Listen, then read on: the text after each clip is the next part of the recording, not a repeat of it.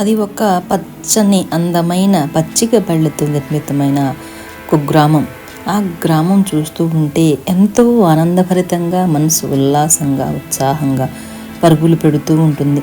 నదీ ప్రవాహాల మధ్యన ఆ గ్రామం చూడటానికి కన్నుల పండుగగా ఉంటుంది. ఆ గ్రామం యొక్క అందమైన వాతావరణం, పచ్చని పొలాలు, నది మరియు గ్రామ జీవిత సన్నివేశాలతో మొదలవుతుంది ఈ కథ. రవి మరియు మోహన్ ఇద్దరూ మంచి స్నేహితులు. ఇరువురు ఏ పని చేసినా ఒకే మాట మీద, ఒకే బాట మీద నడుస్తూ ఉంటారు. వారు ఇరువురు స్నేహం అనే బాట మీద నడుస్తూ ఉంటారు. వారిరువురు కలిసి ఓ చెట్టు కింద తిరుగుతూ గ్రామస్తులకు సహాయం చేస్తూ నవ్వుకుంటూ ఉంటారు. రవి, మోహన్ నది ఒడ్డున కూర్చుని ముచ్చటించుకుంటూ ఉంటారు. భవిష్యత్తు ఏంటి, భవిష్యత్తులో మనం చేయాల్సిన విషయాలేంటి, ఒక్కొక్క దాని గురించి మాట్లాడుకుంటూ ఉంటారు. రవి తన యొక్క దుకాణం మొదలు పెట్టాలని కళ్ళగంటూ ఉంటాడు. ఆతృతగా తనకు చెప్తాడు. మోహన్ శ్రద్ధగా వింటాడు. రవికి సహాయం చేయడానికి వాగ్దానం కూడా ఇస్తాడు మోహన్. రవి, మోహన్ ఇద్దరు నది ఒడ్డున కూర్చొని భవిష్యత్తు గురించి మాట్లాడుకుంటూ కళ్ళగంటూ ఉంటారు. ఆ దుకాణం ఎలా మొదలు పెట్టాలి, మొదలు పెడితే ఏమవుతుంది, ఎలా స్టార్ట్ చేస్తే ప్రశాంతమైన వాతావరణంలో మన బిజినెస్ సాగుతుంది, ఎలా ముందుకు పోవాలి అనే విషయాలని ఒకరికొకరు గమనించుకుంటూ ఉంటారు. రవి యొక్క ఆసక్తికరమైన ఆ బిజినెస్ యొక్క విషయాల గురించి మోహన్ శ్రద్ధగానే వింటారు. తనకి ఆసక్తిగానే ఉంటుంది. తర్వాత రవి మరియు మోహన్ కలిసి ప్రణాళికలు వేస్తున్నారు. మార్కెట్కి వెళ్ళి ఖర్చులు లెక్కిస్తారు. వారు పనులు చేసుకుంటూ, డబ్బు ఆదా చేసుకుంటూ సామాన్లు సేకరిస్తారు. వారి కళ్ళల్లో ఆనందం కల్పిస్తూ ఉంటుంది. ఒకరికొకరు మాట్లాడుకోవటమే కాకుండా అనేక విషయాల్లో వారు ఒకరిపై ఒకరు ఆధారపడుతూ ఉంటారు. ఒకరినొకరిని గౌరవించుకుంటూ ఉంటారు.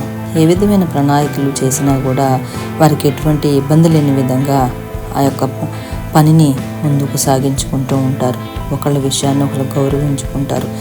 అదేవిధంగా రవి యొక్క ప్రణాళికలు మోహన్ శ్రద్ధగా ఆచరిస్తారు. మార్కెట్కి వెళతారు.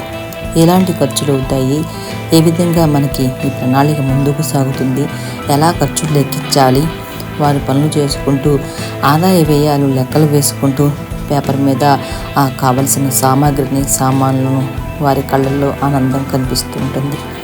ఆ విధంగా పేపర్పై పెట్టిన తర్వాత మోహన్ లెక్కలు చూస్తూ ఉంటే రవి చాలా ఆశ్చర్యపోతాడు. ఇంత ఖర్చు అవుతుందా, ఈ ఖర్చుకు మనం ఏ విధంగా ప్రణాళికలు వేసుకుని ముందుకు వెళ్ళాలి, ఏ విధంగా చేస్తే మన యొక్క బిజినెస్ని మనం ఇంప్రూవ్ చేయగలుగుతాము అనే విషయాలు కూడా ఇరువురు చర్చించుకుంటూ ఉంటారు. వారి యొక్క ఉత్సాహాన్ని చూస్తుంటే చాలా ఆనందంగా అనిపిస్తూ ఉంటుంది చూసేవారికి.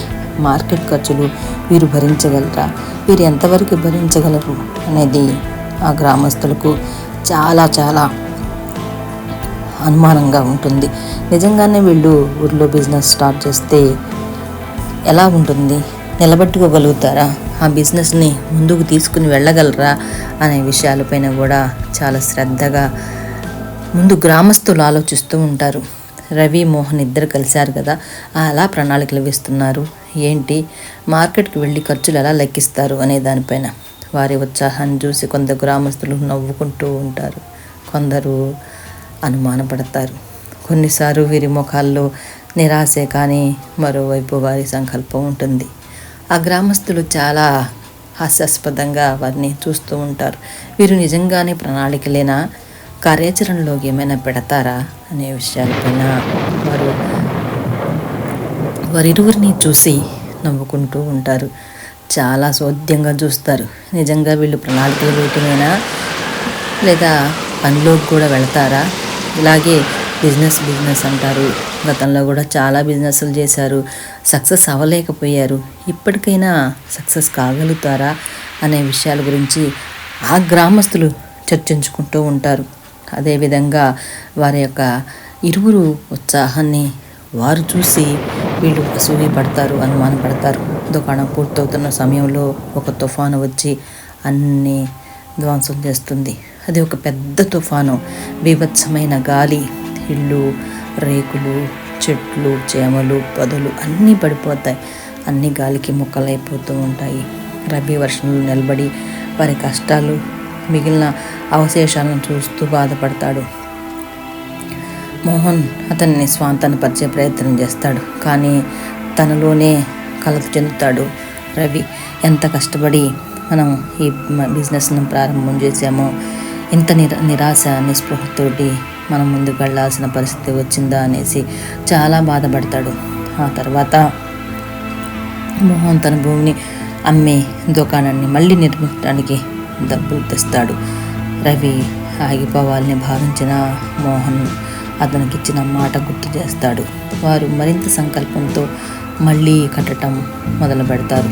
ఆ తుఫాను వచ్చిన బాధను కూడా దిగమింగి వారందరూ ఐకమత్యంతో చెయ్యి కలిపి ఆ బిజినెస్ స్టార్ట్ చేయడానికి దృఢ సంకల్పంతో, మనస్ఫూర్తిగా, దృఢ నిశ్చయంగా ప్రపంచంలో ఏదేమైనా కూడా తిరిగి మొదలు పెట్టాలని ప్రారంభిస్తారు.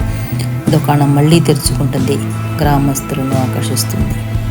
మొదటి విక్రయం వారి ముఖాల్లో ఆనందం తెస్తుంది. వారు నిరంతరం పనిచేస్తారు. దుకాణం పుంజుకుంటుంది. సంతోషంగా కస్టమర్లను కలిసి పనిచేస్తున్న స్నేహితులు సన్నివేశాలు చూపిస్తుంటారు. దుకాణం తెచ్చుకోవటం ప్రతి ఒక్కళ్ళకి ఆనందదాయకం అనిపిస్తుంది. వారిని ఇటు గదిపినా చాలా సంతోషం కనిపిస్తారు. కస్టమర్లు కూడా చాలా హ్యాపీగా ఆ యొక్క దుకాణంలోకి రావడానికి ఇష్టపడతారు. వారిని ఎప్పుడు అనుమానించిన గ్రామస్తులే వీరిని చూసి ఆశ్చర్యపోతారు.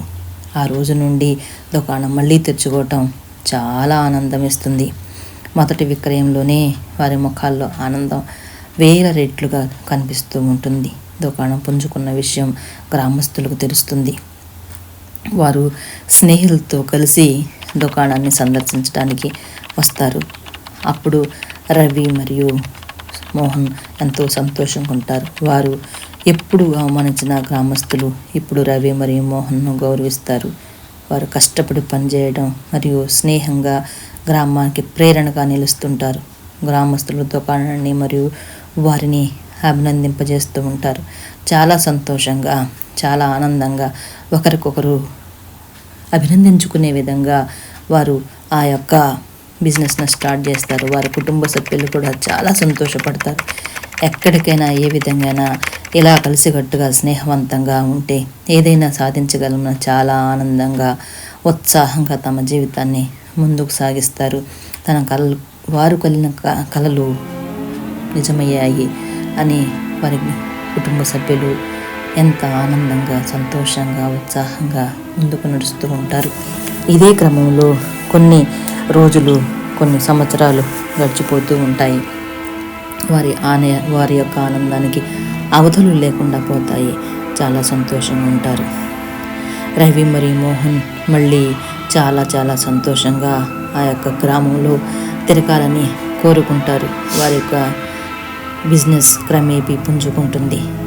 వారి బిజినెస్లో వారి కుటుంబ సభ్యుల పాత్ర చాలా ఉంటుంది. వారి భార్యలు, వాళ్ళ కుటుంబ సభ్యులు అందరూ కూడా వారి యొక్క అభివృద్ధికి చాలా చాలా కృషి చేస్తారు. దాంతోపాటుగా రవి, మోహన్ యొక్క కృషి కూడా ఉంటుంది. మోహన్ యొక్క ప్రణాళిక రవి పైన చాలా ఉంటుంది. రవి మరియు మోహన్ మళ్ళీ నది ఒడ్డున కూర్చుని తన ప్రయాణం గురించి మళ్ళీ మొదటికి వచ్చి ఆలోచిస్తూ ఉంటారు. ఇది ఎప్పటికీ దుకాణం గురించి కాదు మిత్రమా, ఇది మన ఇద్దరి గురించి అని వారు చిరునవ్వు నవ్వుకుంటూ ఉంటారు. వారి బంధం ఎప్పటికీ విడిపోదని తెలుసుకొని ఆ గ్రామస్తులు చాలా సంతోషంగా ఉంటారు. గ్రామానికి ఒక మార్గదర్శకంగా ఉంటారు. ఎన్ని కష్టాలు వచ్చినా